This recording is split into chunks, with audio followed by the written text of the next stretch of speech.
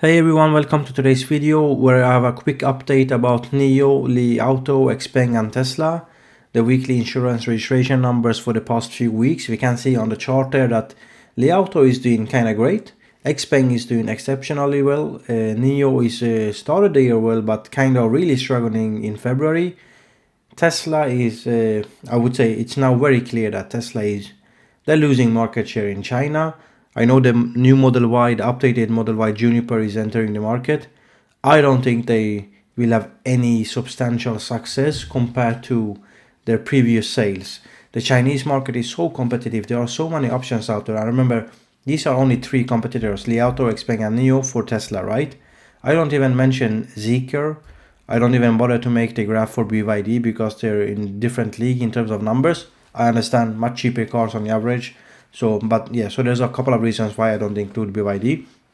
But you have Zeekr, you have the sister company Link and Company that they just recently actually purchased, I believe.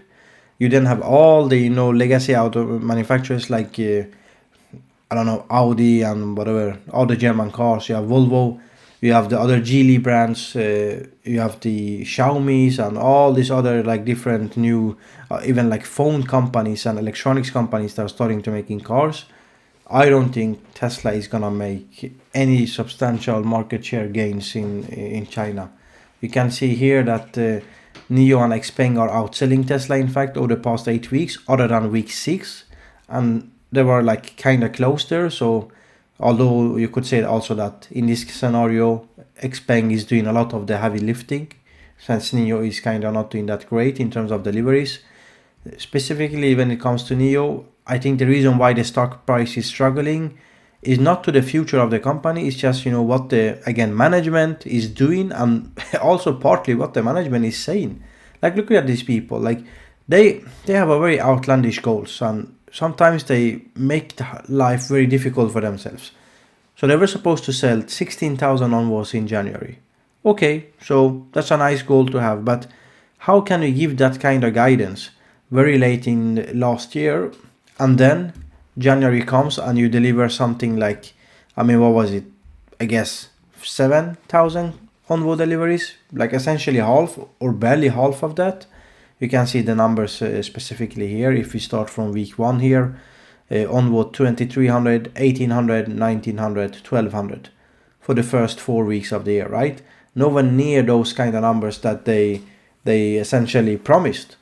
And that's a huge problem. And we've had this issue with Nio. Even the previous CEO, before they let go of him and replaced him with some other guy, even that guy, the older guy, used to have all these like outlandish goals. They were like supposed to selling like 300,000 or 400,000 cars in, I don't remember, like a few years back.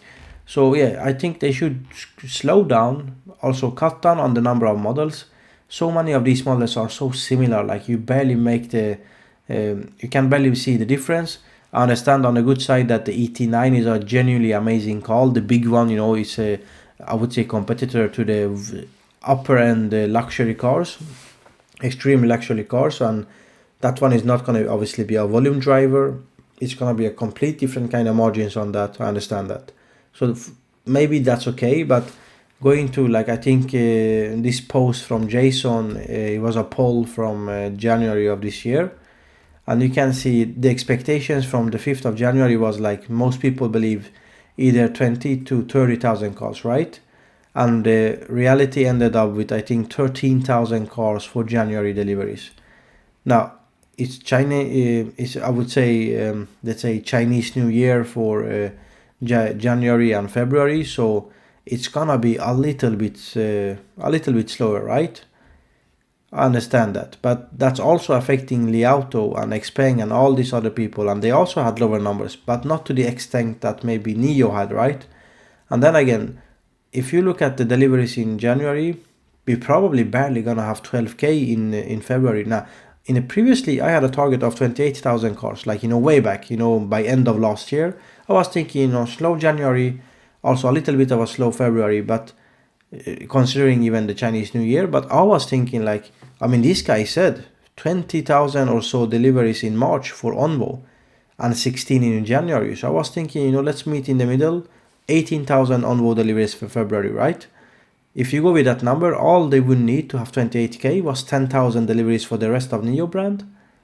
And they've been having like 20,000 classic Nio deliveries for a lot of months last year. So that wasn't like a fully unrealistic kind of point of view, right? And right now we are probably looking at, I don't know, like between 10 to at best 14, 15,000 deliveries in February. I went with 12. I mean, it could be 13. I don't know. So combined, the first 2 months should be like well below 30,000.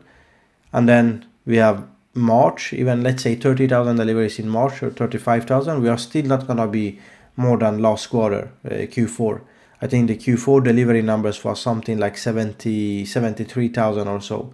So we are nowhere near like that kind of level, and we are also not exceeding that. Whereas if you look at Xpeng is definitely gonna exceed those kind of numbers. I mean, they are just executing so well. You can see the 2024 delivery numbers. Nio was in Q4 72,000 and Xpeng 91,000. So they doubled from Q3 to Q4. Nio had a strong increase as well, Q3 to Q4, but nowhere near that kind of numbers. And right now, I mean, Xpeng is doing like 10,000 deliveries a week. They're like doing 40,000 deliveries a month. They're gonna break 100,000 at this rate quite easily, right? Whereas Nio, we would be happy with 50,000. So yeah, it's a different kind of league in terms of deliveries. Again, I understand different price targets and so on. It's not apples to apples, but although Nio has higher average sales price, they also have many more models. They have much more bloated R&D budget, and that means that they might make more like gross margin on the car, but then they have a lot of other like expenses that due to all these other car programs, right? So it's kind of difficult not to understand why they are doing this. And then we also know that Nio is having again the ET9 deliveries at end of March of this year, so it's gonna be really nice. It's gonna be very expensive. I think that's gonna be good for the margins.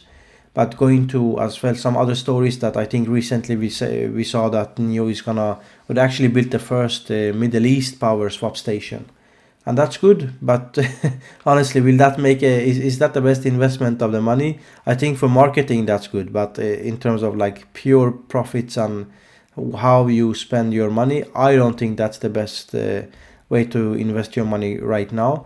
Going to the Nio swap infrastructure, we know that the possible number of swaps per station, thanks to a great comment on my last few videos, is that 480 swaps are available per station on the newest Gen 4.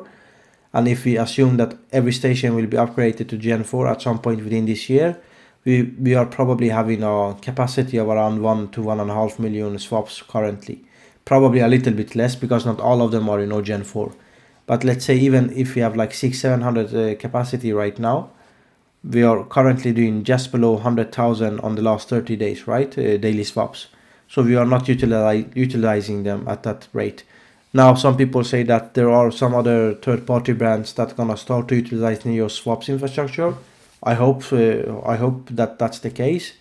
But yeah, so let's wait and see. We also quickly look at the lithium carbonate price, still at the lows of 70 to 80,000. Great for all manufacturers in this area, all the EV manufacturers. That's good to see.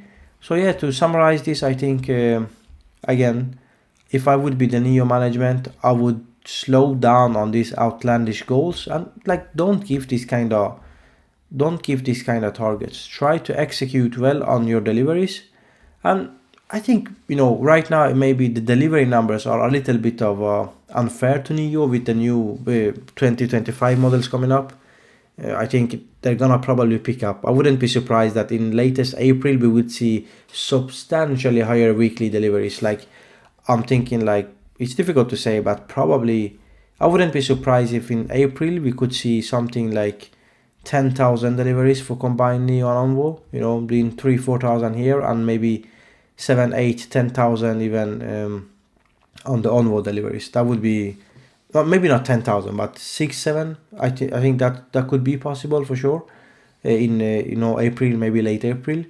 So I don't think the weekly insurance registration numbers for Nio, somehow they seems to do worse in Q1, especially in January and February. And by the time some other companies are picking up pace in March. Nio still struggling a little bit in March in the last 2 years as well. So when you consider all of these, I think, the stock price is so lowly valued that you could argue that there's a lot of upside in that regard. But the earnings is kind of closing in. I think the current date is around the first week of next month, so essentially a few days time. And there I'm gonna look at the net loss, obviously, as I always do. Currently the cash position is 5 to 6 billion, but we also know that Nio has essentially doubled the amount of stock, so they diluted the stock by 2x over the past few years almost. So yeah, that's gonna be a quick update for today. A few positive takeaways is still that Nio and Xpeng obviously outselling Tesla in China, and we still don't consider even all the other companies. Like in this case, the green one here is Li Auto as well, but then again, Zeekr, Link & Company, the Xiaomi car, I mean, all the others out there, I don't even remember the names. Still, we are not looking at the legacy automakers from Germany and Europe, as well as BYD for sure.